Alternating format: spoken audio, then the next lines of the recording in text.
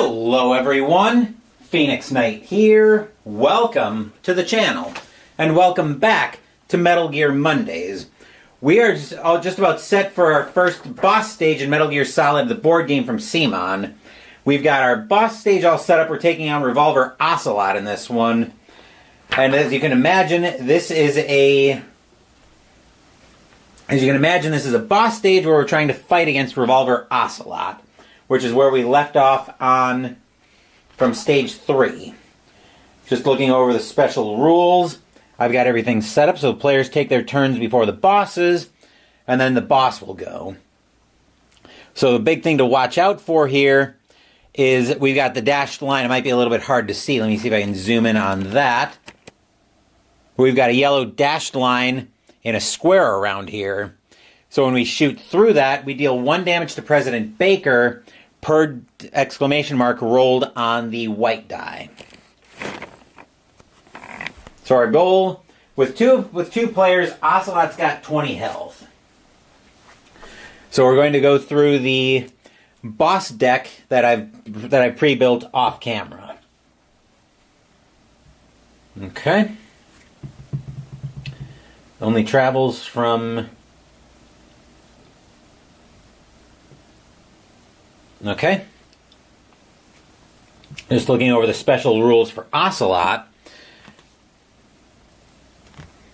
When moving, Ocelot only travels from square to square along the dotted path. It only travels from caret to caret along the dotted path in the direction indicated on his card, skipping over spaces occupied by a figure. Ocelot always faces the direction of the dot of the space he's in, and on a ricochet shot, he doesn't need line of sight to attack, and that hurt. When Ocelot is dealt damage on a player's turn, reveal the top card of the boss deck and resolve the reaction.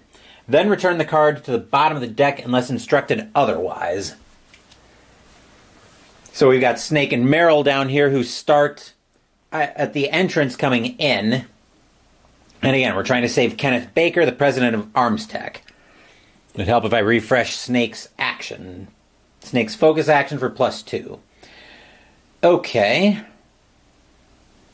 So the rough plan here, I can't really go for a pincer move either, because the elusive is just going to skip over spaces that are occupied by figures, but he is moving on the inside there. He's going to be moving roughly on the inside range around here. So I think we are all set to get into this one, and let's jump in. Ocelot's got a black die, a 1 black die to attack with. So I'll actually bring the dice over on this side.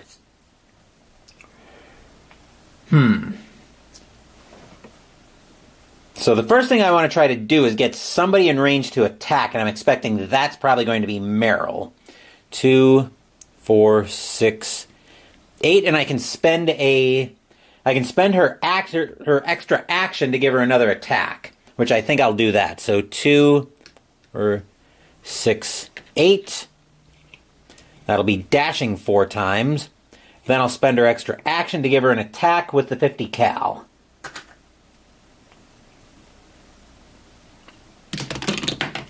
Which that's a 3. Unfortunately, that does not pierce Ocelot's defense of a 4. Snake is going to go 2, 4, 6, 7. So we're both going to be able to theoretically take a shot at Ocelot. And then Ocelot's first card is Hiding Won't Help. You attack all players in the red area. Yikes. Okay. So Ocelot's attacking both of us. So we'll attack Snake first. A 2 won't hit him. How about Meryl? Also a defense of 3. A 1 won't hit her either. Okay. So that's wonderful. All right. Now, we'll have Meryl attack using the 50 cal.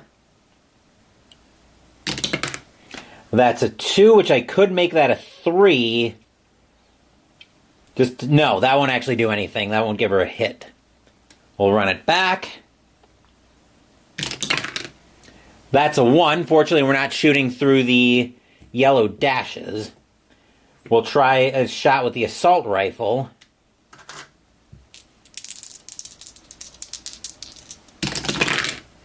Okay, that's more like it. So the 4 is 1 hit, and a nat 6, I'll take that as a 2 hit, so that deals Ocelot 3 damage. So now we draw a card and resolve the reaction. Move Ocelot 2 away from the nearest player. So Ocelot's going to move 1, 2. And if Ocelot was dealt 2+ damage, attack all players who share a row or column with him. Fortunately for us, that's nobody. And then Meryl is going to...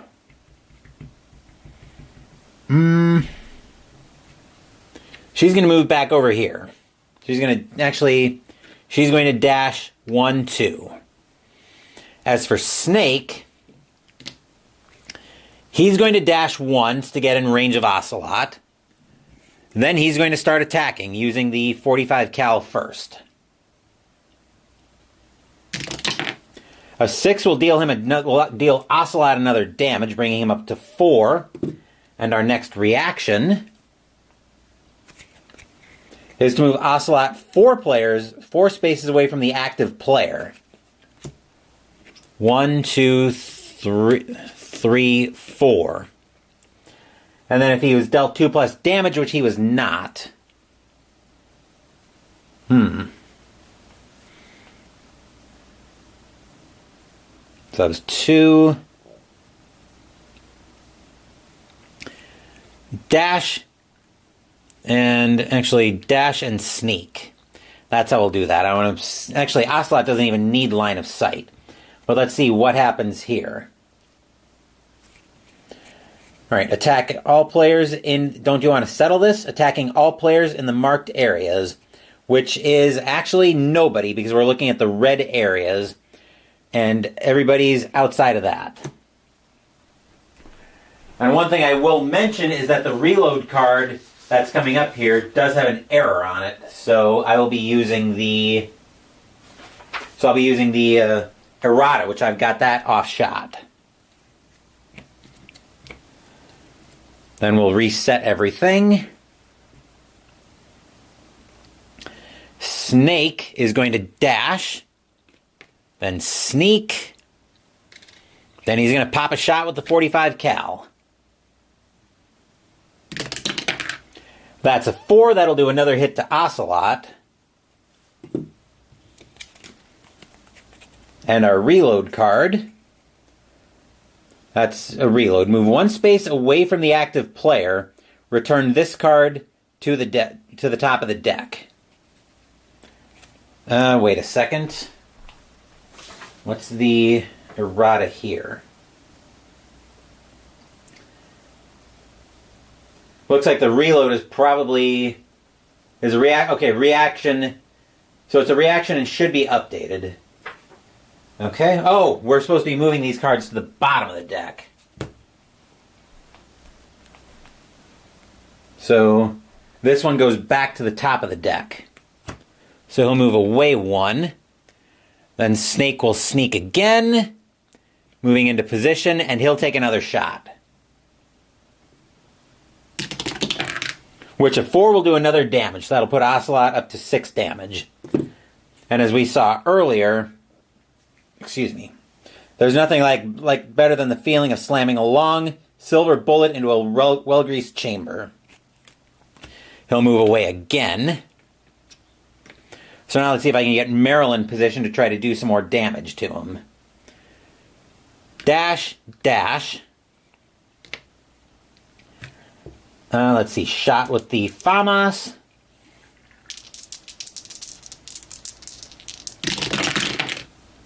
That's a 5, and we weren't shooting through the... either. We weren't shooting through the wires. So that brings him up to 7 damage. And once again, it moves him away from the nearest player. Move him away from the active player, so that'll move him there. And then Meryl... That was a shot with the FAMAS. She will dash back over here, just in case Ocelot moves in her direction. And then for the reload, better hurry up. The old man is not going to last long. Move black die away from the nearest player and place a damage on Kenneth Baker. So the nearest player's Snake, we're moving him 4 away. So 1, 2, 3, 4 is where Snake's going to end up. And we'll put a damage on Baker. And then that goes to the bottom of the deck. Okay. That brings us back here. Now, Meryl could shoot through. That's actually a pretty dangerous plan, though, because that could potentially put damage on Baker. Question is it worth it? Well, Meryl's going to spend 2 actions to refresh her plus action. Per exclamation mark rolled. Actually, I can modify that away if I need to. So we are going to take our last shot with the FAMAS. We are going to shoot through and take a risk. We roll a nat 6. So that will put... Actually, we'll use the +2 to turn that into a 4. Put another 3 damage on Ocelot, which cuts his health in half, which is half health. And then our reaction from Ocelot is moving 3 away from the active player. So that's going to be 1, 2, 3, which moves him right to Snake. And then if Ocelot was dealt 2+ damage, and he was, attack everybody in the marked spaces, which is around the perimeter. So Meryl first. She'll take a damage. I'll bring the damage markers over here. Snake will also take a damage. Okay, that was 2 actions to refresh that. 3, and Meryl will dash. Where's she going to end up? She'll end up over here. As for Snake... I'm going to pop his his focus action to move a space. Then action 1, he's going to take a shot.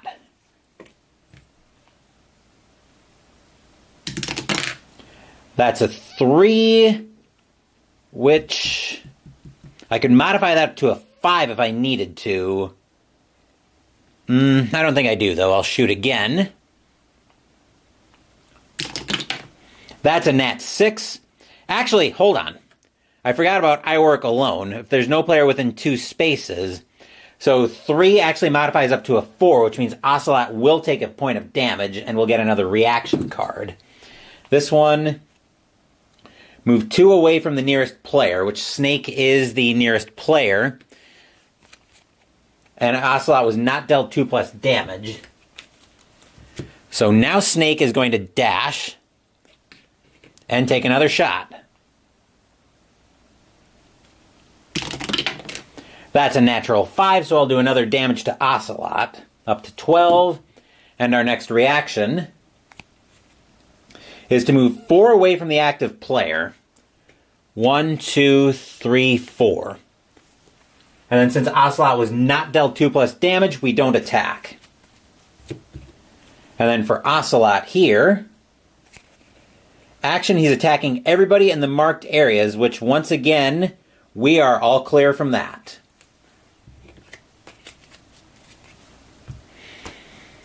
As for Meryl, she's going to spend an action to refresh her +2, then move up, then sneak up for 1. Actually, she's going to dash. 3, she'll take a shot with the 45. I'll spend her focus action for a +1 die. 4. I could spend both of her other focus tokens to make that another point of damage. but I don't think I need to. I'm not in any big hurry here, so we'll just make that 1 damage. And Ocelot's next reaction is to move 1 away from the active player and return that to the top of the deck. So he's going to end up there. Then for actions 3 and 4, she's going to refresh the focus action for a die. Over to Snake. Action 1, Snake's going to take a shot. That's a 2, which I'll spend as +2 to make that a 4 to put another damage on Ocelot. So 14, and the next reaction is to move 1 away from the active player. Then Snake's going to... Snake's going to dash for 2. And then he's going to spend his last 2 actions to refresh his 2 focus tokens. And Ocelot is reloading again. Move a black die away from the nearest player, which right now the nearest player is, well, either one of them. So here's what we'll do. I'll roll a white die for which player he's going to be moving away from, and then a black die for, and then the white die is for which player he's moving away from. Black die is how many. So actually I never designated. Odds is going to be Snake, evens Meryl, so he's moving 2 spaces away from Meryl. 1, 2, and we put another damage on Baker. So we need to kill him. So basically we need to defeat Ocelot before the reload card comes back up. Okay. I think we will have Snake go first here. He's going to spend that focus die to move over here. Then action 1, he's going to take a shot with Ocelot. Or take a shot at Ocelot, I should say. That's a 3, which... Do I want to modify that up? No, I don't think I need to. Run it back. 2, that one we'll use the +2 on. Put another damage on Ocelot. And then the reaction here is to attack, move 3 away from the active player. So 1, 2, 3. Okay, he was not dealt 2+ damage. Only the 1. And then it'll be...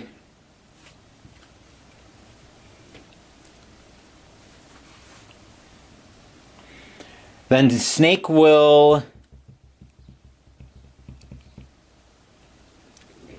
dash. As for Meryl, she's going to dash as well.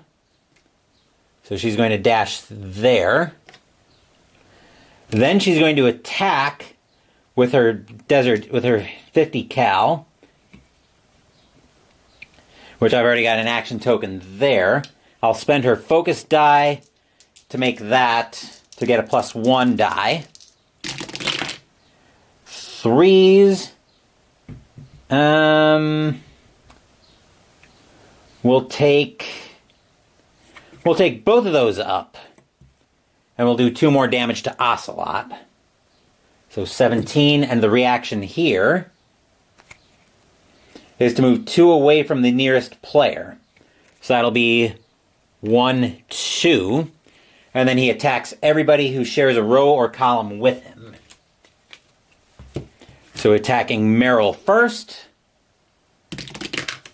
A 2 does nothing. As for Snake, 1 also does nothing. Okay.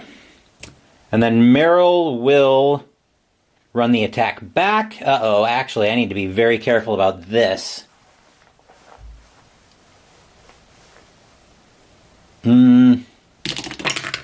That's a natural 6, though, so that'll do 2 damage to Ocelot, since we haven't used that ability yet. Then the reaction here is to move 4 away from the active player. So 1, 2, 3, 4. Attack everybody within 5 spaces, which is nobody. And then Meryl is going to dash. She's going to dash over here. And then the attack here. Don't you want to settle this? Attack all players in the marked areas, which, once again, we're all clear. Right? Yes. Alright, so I see the reload card on top of the deck, which means we need to kill him right here. Actually, we need to defeat him right here. Meryl is going to start off with a dash to dash there, and then she's got direct line of sight. She will attack Ocelot. That's a natural 1, which we can't modify that up. She'll run it back again. A natural 6. That'll actually do it. That'll put the last bit of damage on Ocelot and put him at 21 damage. So we are done with the battle, which means we get the Stage 4 outro. You fight well, Ocelot said, but I'm just getting started. Ah! He screamed as his revolver hand separated from his body with a flash of steel from a strange warp in the air. My hand! What? He was cut off by the sound of metal slicing metal, which set Snake's teeth on edge. The steel beam to which Baker was tied began to tilt forward and rotate. Snake's eyes went wide as he dove for cover just in time. The C4 began to detonate in a series of thunderous explosions. Ocelot wasn't so lucky. Impacting the wall and pitching forward to his remaining hand and knees, Snake rolled forward from his cover to Baker, who was surprisingly unharmed. He looked up at the sound of electricity arcing through midair. A man appeared as his optical camo dropped, clad in a cybernetic exoskeleton. His face was hidden behind a white mask with a single red glowing eye. Stealth camouflage! Damn you! Can't you even die right? Yelled Ocelot as he grabbed his severed hand and revolver and ran through the hole in the wall. We'll meet again! Snake's gun was out and pointed at the cybernetic ninja. Who are you? I'm like you. I have no name. He paused, seemingly collecting his thoughts. But then his body arced into violent spasms. He screamed as he leaped uncontrollably around the room, his camo fading in and out, finally dashing for the same hole Ocelot had fled through. What in the hell? Snake murmured as he turned his attention to Baker. Oh, Jim sent you, Baker said. His senses recovered. Snake helped him up and set him against the wall. The president was badly beaten and bruised. Ocelot had done some dirty work here, including a visibly broken arm. Baker confessed to revealing his code under Ocelot's torture. The terrorists now have both codes and can launch any time. Snake also learned that everyone who knows the top-secret codes had mental implants which shielded them from Psycho Mantis's mind probes, which puzzled Baker when Snake told him the DARPA chief's code was stolen by Mantis reading his mind. The DARPA chief. Is he okay? Asked Baker. Dead, Snake affirmed. What? Baker swung his cane at Snake. And now you're here to shut me up, Baker spat. I didn't kill the DARPA chief. He had a heart attack. A heart attack? Oh, don't be a fool, Baker said in disbelief. Before he died, Baker mentioned the card keys that can override the detonation codes. Do you still have them? Snake demanded. Card keys? Baker said, thinking, those. You want to unlock equipment number... sorry, my head is full of fog. We don't have time, sir. Then find my employee, Hal Emmerich. He's the team leader of the Metal Gear Rex project. He is our only hope to stop Rex and the missile launch. Where is this Emmerich? Probably held in the nuclear warhead building north of here. Also, here, take this. The president pressed an optical disc into Snake's hand. Hid it from that sadistic maniac while he was torturing me. It's the only remaining copy of the data. The main hard drive was destroyed by gunfire. Snake looked at the disc, then Baker. What kind of data? Don't play dumb. All the data collected for this exercise. It's what you came for, right? Make sure to report this to Jim, to your boss, Baker said seriously. Can you walk? Snake asked. No. Go on. They don't need anything else from me. Baker's eyes suddenly lit up. The card keys. It should be just below the UPC on the back of the Baker seized up, gripping his chest tightly. Gah! Ah! Pentagon! Bastards! Baker collapsed to his knees, then keeled over. They're using you for... With a long sigh, Baker expired. Snake stood, his face grim. The colonel would need to know what was going on, but a part of him knew he wouldn't get answers that way. He needed to get to the rendezvous with Merrill and do some thinking along the way. On his way out of the room, he noticed an undetonated brick of C4. The explosion had cut its wire. He proceeds to insert it into his pack. Could come in handy. Colonel, are you listening? Now he's dead too. I have no idea. Don't lie to me. It looked like another heart attack, but we won't be able to tell without doing an autopsy. Damn! Snake, I want you and Merrill to work together. Can I trust her? More than you can trust me. Naomi, what the hell was that ninja thing? A member of Foxhound? No? Are you sure?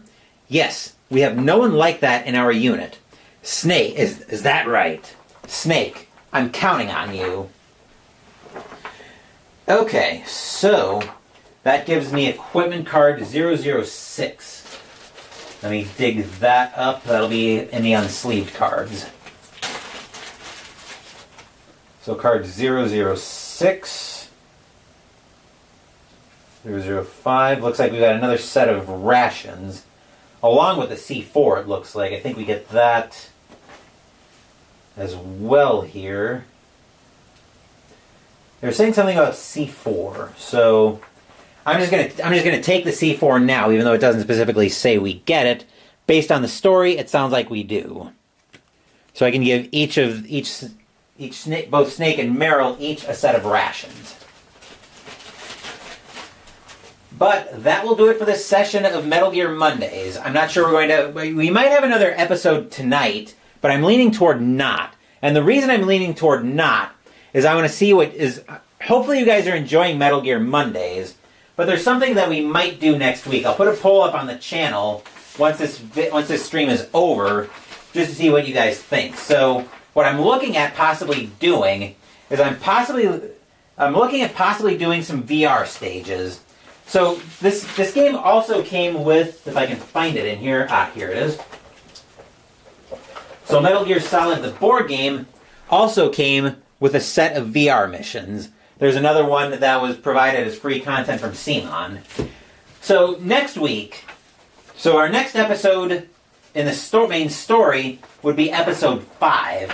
But the question I want to put to you guys is, do you think you want to see a VR mission in action?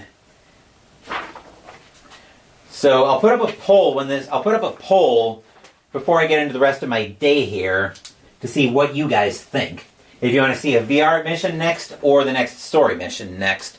Like I said, that poll is going to go live. So that'll do it for this playthrough of Metal Gear Solid, the board game. There will probably be one more game later tonight, but I haven't decided what that game is going to be yet. Actually, I need to get this tablecloth cleaned up pretty badly. It's been quite a while, so it definitely needs to go through the laundry. I'm going to see to that tonight. As for what else is coming up on the channel, Wednesday we're playing Age of Innovation from Fureland Spiel. Friday, we're going to start kind of settling down the off-season content schedule for the last month of the off-season before the 2009-10 season, before my 2009-10 hockey season replay starts. And to do that, we're going to turn to a role-playing game, as that won the poll, that actually won the first poll I put up for off-season content, but it wasn't binding at the time. I definitely wanted to get a flurry of new games on the channel, but we're going to start settling into a more stable content schedule, as Friday nights are going to start turning into what I call Friday Night Twilight, where we will be playing Twilight 2000 from Free League Publishing as we continue digging into the story of Bones and his crew and his new crew as they've been stranded over in Sweden in the aftermath of a medical conference. As for Saturday, Mystical Munchies will conclude out of the Star Wars Life Day cookbook as we make the drink Bantha Milk Hot Chocolate. Thank you for watching the video. Please give the video a thumbs up and subscribe to the channel. Be sure to turn on notifications so you get my content. Be well, stay safe, take care of yourselves and your loved ones, and I'll be back with more videos in the future. Until then, take care everyone.